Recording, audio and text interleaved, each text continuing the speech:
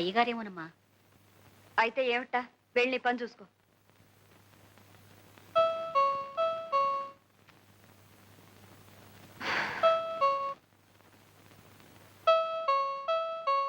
వస్తున్నా. నువ్వా? ఏ ఎవరనుకున్నావు? భాస్కర్ లేడా ఇంట్లో?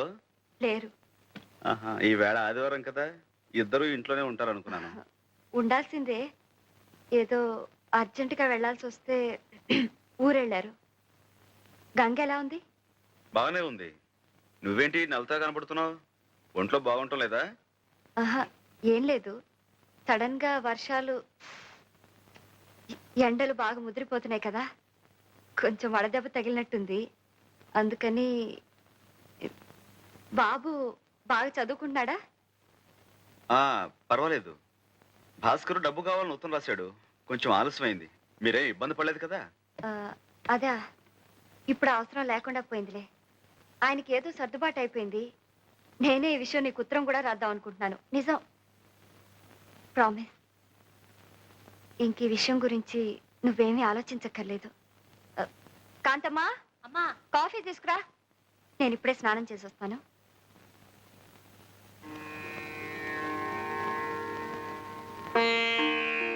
కాంతమ్మా.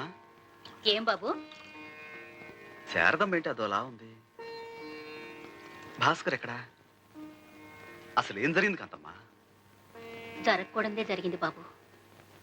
వాళ్ళిద్దరికీ ఈ మధ్య అసలు పట్టలేదు. అతను సంపాదించడం, సంపాదించే శారదం మీద అస్తమానం సతాయింపు. ఆ పిల్ల మాత్రం ఏం చేస్తుంది చెప్పండి? మీ దగ్గర నుంచి డబ్బెందుకు తీసుకోవాల్సి వచ్చింది అన్న దాని మీద ఇద్దరు పెద్దగా గొడవ పడ్డారు. అతను చాలా నీచంగా మాట్లాడాడు బాబు. దాంతోనేమో ఆ అమ్మాయి తిరగబడింది. మళ్ళీ వాళ్ళిద్దరూ కలుసుకుంటారని నాకు నమ్మకం లేదు బాబు.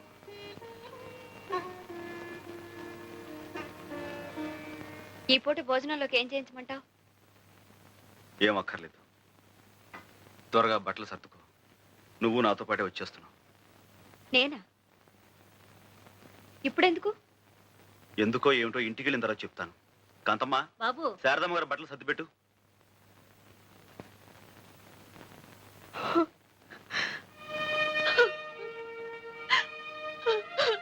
శారదా,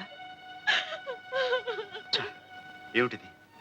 ఇలాంటి చిన్న చిన్న గాలివాన్లు ప్రతి కుటుంబంలోనూ వస్తూనే ఉంటాయి. అంత మాత్రం చేత ఇలా కుంగిపోతావా? ఊరుకో, లే. చదువుకున్న నాళ్ళు నీ మీదే ఆధారపడ్డాను.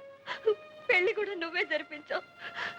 ఇంకా ఎంతకాలం మా బరువు బాధ్యతలు నువ్వు మోస్తావు? వద్దు, నా బ్రతుకు నాకు వదిలే. నువ్వేమీ పట్టించుకోవద్దు. శారదా, ఇదిగో చూడు, నువ్వు చెప్పినట్టు నేను వినటానికి ఇంకా చాలా టైం ఉంది.